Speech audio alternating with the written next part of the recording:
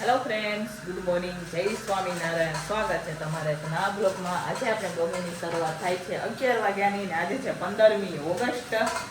અમારા પૂરા પરિવાર તરફથી 15મી ઓગસ્ટની હાર્દિક શુભકામના. આજે શું કહેવાય? નમો નમો બેન કહે, બોલો નમસ્તે. નમો.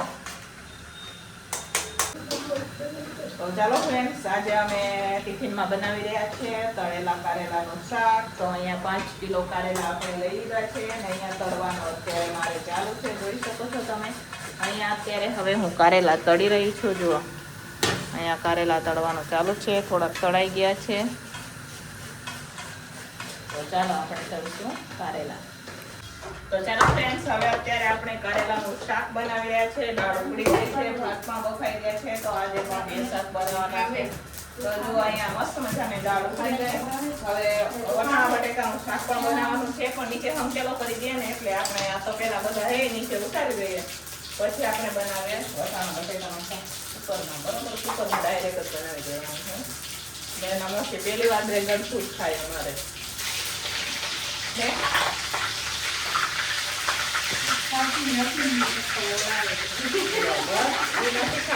એના મામીને ખવડાવે.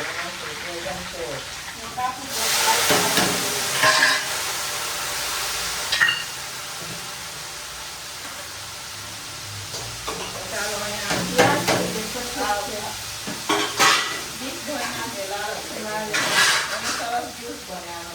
ખાવ હોય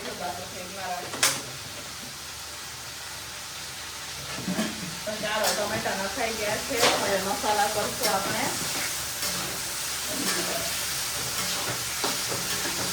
વાળી નાખ્યું તો મિક્સર જવા દો ને તો પેલા નીચે ઉતારી દો. તો ચાલો, અહીંયા કારેલાનું શાક પણ આપણે વઘાર કરી લીધો છે. જોઈ શકો છો તમે કારેલાનો શાકનો. હવે થોડીક વાર માટે ઢાંકીને રાખશું. બરોબર.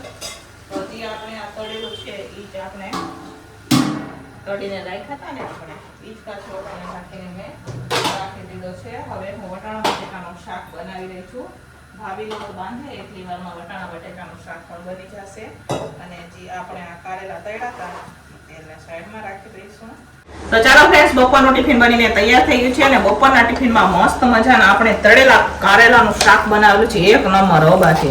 જોઈ શકો છો તમે. છે ને ગ્રેવી વાળા. આપણે ગ્રેવી નથી નાખી, આમાં ટમેટા આપણે કટિંગ કરીને નાખેલા છે. પણ બહુ મસ્ત દેખાવામાં જેટલા સરસ લાગે ને ખાવામાં પણ બહુ મસ્ત લાગે. તો આમાં જોઈ શકો છો તમે અહીંયા સરસ મજાનો આપણે તળેલા કારેલાનું શાક બનાવ્યું છે. સાથે અહીંયા સરસ મજાની દાળ છે. જોઈ શકો છો તમે. અને 3 ટિફિનનો ઓર્ડર હતો તો શાક ઓછું હતું, તો અહીંયા મેં વટાણા બટેકાનું શાક પણ સાથે સાથે આપણે બનાવેલું છે. અહીંયા ભાત છે, સાથે સલાડ છે, રોટલી છે. અહીંયા ટિફિનો રખાઈ ગઈ છે. અમારે દિવસે ટિફિનો ઓછી હોય, રાત્રે ટિફિનો વધારે હોય, એટલે દિવસના તમને ટિફિનો ઓછી જોવા મળશે. તો ચાલો, બપોરનું ટિફિન બનીને તૈયાર થઈ ગયું છે. 1:45 વાગી ગયા છે. ફટાફટ ટિફિનો પેક કરશું આપણે. ચાલો ફ્રેન્ડ્સ, વાગી ગયા છે સાંજના 6:30 અને સાંજના ટિફિનની અમારી તૈયારી થઈ ગઈ છે. તો સેવ ટમેટાનું શાક બનાવી રહ્યા છે અને થોડા કેટલા વઘારેલા ભાત બનાવેલા છે. તો વઘારેલા ભાત પણ 2 વેરાયટીના બનાવવાના છે અને આવી વાસણ એમ ગોઠવી રહ્યા છે. તો ચાલો, આપણે અહીંયા સેવ ટમેટાનું શાક તો પાણી ઉકળી રહી છે. થોડું કેટલું પાણી નાખી દીધું છે. આ બાજુ અત્યારે વઘારેલા હું ભાત બનાવી રહી છું. એ પણ વટાણા બટેકા નાખીને મસ્ત મજાના વઘારેલા ભાત બનાવું છું. તો ચાલો, હવે ફટાફટ આપણે સાંજનું ટિફિન બનાવશું. તો ચાલો ફ્રેન્ડ, સાંજનું ટિફિન બનીને તૈયાર થઈ ગયું છે. સાંજના ટિફિનમાં આપણે તુવેર દાળ નાખીને સરસ મજાની વટાણા બટેકા નાખીને ખીચડી બનાવેલી છે.